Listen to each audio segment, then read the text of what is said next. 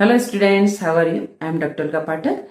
आज मैं आपके साथ बीएड सेकेंड सेम के first paper learning and teaching से एक कंटेंट आपके साथ डिस्कस करने जा रही हूँ। कंटेंट है छात्रों के मार्गदर्शन में शिक्षक की भूमिका। पिछली वीडियो में मैंने बताया था कि छात्रों के मार्गदर्शन में विद्यालय की क्या भूमिका है। आज मैं बताऊंगी कि शिक्षक की क्या भूमिका है, क्योंकि शिक्षक बच्चों के लिए एक आइडल पर्सन होता है। तो शिक्षक का अहम रोल होता है बच्चों के विकास में। तो कुछ बिंदुओं द्वारा मैं आपको यह स्पष्ट करना चाहूंगी कि शिक्षक की क्या भूमिका होती है। तो पहला जो बिंदु है वो है प्रत्येक छात्रों की रुचि, योग्यता और आवश्यकता को पहचानना। क्लास में शिक्षक का क्या काम है कि अगर क्लास में 30 बच्चे हैं तो सभी बच्चों की क्या रुचि है, क्या योग्यता है और क्या आवश्यकता है उनकी, इसको पहचान कर ही टीचिंग करें। इसको पहचान कर ही अपनी मेथोडोलॉजी यूज करें, है ना। जो भी टेक्नोलॉजी मेथोडोलॉजी यूज करना उसके अकॉर्डिंग यूज करें तो बच्चे अच्छे से एक्सपर्ट बनेंगे। फिर है उचित शैक्षिक और व्यावसायिक सलाह देना। शिक्षक का क्या काम है? पढ़ाई के साथ साथ बच्चों को समय समय पर उसे एजुकेशनल गाइडेंस देना और वोकेशनल, जब समय आए तो उसे वोकेशनल सलाह भी देना कि आप ये सब्जेक्ट में इंटरेस्ट है, इसमें आपका परफॉर्मेंस अच्छा है तो आप भविष्य में किस लाइन में जा सकते हैं। तो ये काम किसका है? शिक्षक का है। फिर नेक्स्ट है छात्रों को प्रेरित और प्रोत्साहित या उत्साहित करना, है ना। छात्रों को ऐसा नहीं कि डिमोरलाइज करना, उसे प्रेरित करना, मोटिवेट करना। उसे कोई वर्क करे तो उसे कहना वेरी गुड, बहुत अच्छा किया, आप और इससे बेटर कर सकते हैं, तो उसे प्रोत्साहित करना। तो इससे बच्चा आगे बढ़ेगा। नेक्स्ट है अध्ययन संबंधी कठिनाइयों को दूर करना। अध्ययन संबंधी जब टीचर पढ़ाता है, कोई टॉपिक कठिन भी होता है, कोई सरल भी होता है, क्योंकि क्लास में इंडिविजुअल डिफरेंसेस होता है। तो प्रत्येक बच्चा उस मेथड से या उस टीचिंग से उस समय समझ नहीं पाता। तो उस समय टीचर का क्या रोल है कि अध्ययन संबंधी जो भी कठिनाई, बच्चे को जो भी समझने में, पढ़ने में, लिखने में या परफॉर्मेंस में या एग्जाम में करने में जो भी समस्या आ रही, तो उसको दूर करना ये शिक्षक का काम है। वो अलग से भी इसके लिए रेमेडियल क्लास ले सकता है।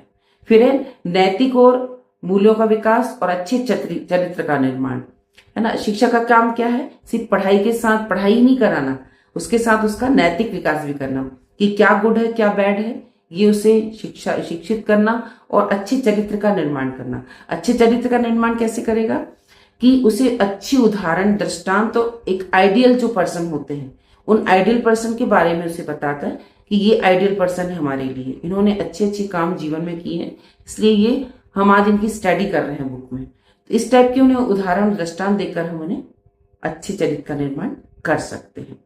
फिर आत्मविश्वास और सकारात्मक सोच विकसित करना, है ना। बच्चों के अंदर सेल्फ कॉन्फिडेंस डेवलप करना, है ना। बच्चों के अंदर हेजिटेशन नहीं हो, एक इंट्रोवर्ट नहीं हो, उनको बोलने के लिए प्रेरित करना, है ना। उनको स्टेज पे लाकर या बोर्ड के पास लाकर बोलने के लिए, लिखने के लिए प्रेरित करना, उन्हें खड़ा करना, उनसे क्वेश्चंस करना, जो बच्चा नहीं कर पाता उसको मोटिवेट करना। तो ये काम शिक्षक का है। और उसके लिए कोई बच्चा नहीं जवाब देता तो उसको ये नहीं बोलना, उसे सकारात्मक सोच डेवलप करना कि नहीं, तुम भी लर्न करोगे, तुम भी जवाब दोगे, तुम भी ये मॉडल बना सकते हो, तुम भी आकर बोर्ड पे लिख सकते हो। तो ये इस टाइप से बच्चों को सकारात्मक सोच का विकास करना। फिर एक छात्रों की समस्याओं को सुनकर, पहले उसकी समस्याएं सुनना कि उसको क्या क्या समस्याएं हैं, उसका उचित समाधान करना, है ना। ऐसा नहीं कि हम उसको डांट दें। तो बच्चों की जो समस्याएं है उसको सुनना, पहले सुनना है, उसके बाद उसकी समस्याओं का समाधान करना है। कोई भी समस्या हो सकती है, जैसे बच्चा होमवर्क करके नहीं लाया, तो क्यों नहीं लाया पहले सुनिए उससे, है ना। फिर उसका समाधान करिए कि अगर वो कर नहीं पाया तो आप किस टाइम पे करें या स्कूल में जल्दी आकर करें। तो इस टाइप से उसे समाधान कर सकता है, ठीक है। फिर एक छात्रों के निर्णय एवं लक्ष्य निर्धारित करना। तो छात्र क्या होता है? बच्चा तो बच्चा ही होता है, वो कोई भी निर्णय नहीं ले पाता या कोई लक्ष्य निर्धारित नहीं कर पाता, तो उसे प्रॉपर गाइडेंस देना, उसकी प्रॉपर काउंसलिंग करना, तो वो अपना निर्णय ले सकता है। उसे सजग बनाना, उसमें उसके अंदर जो सेल्फ कॉन्फिडेंस डेवलप करना ताकि वो अपने लक्ष्य तक पहुंचने के लिए सफल हो।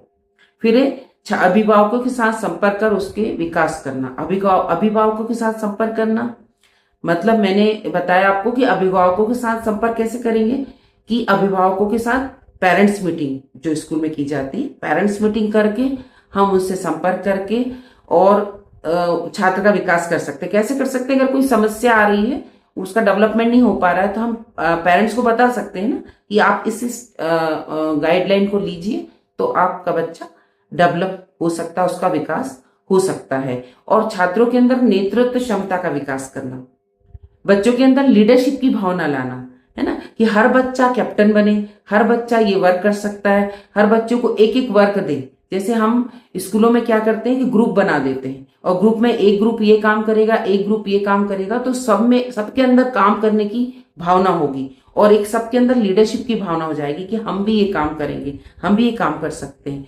तो इस टाइप से बच्चों के अंदर ये चीज डेवलप करना। तो बच्चों, मैंने आज आपको छात्रों के मार्गदर्शन में शिक्षक की क्या भूमिका है इस विषय पे कुछ बिंदुओं द्वारा डिस्कस किया है। आज के लिए इतना ही है। अगर भविष्य में आप और कुछ गाइडेंस लेना चाहते हैं तो मुझे कमेंट्स कर कर बताइएगा, तो आपके अकॉर्डिंग भी मैं कंटेंट प्रेषित कर सकती हूँ। आज के लिए इतना ही। Thank you so much.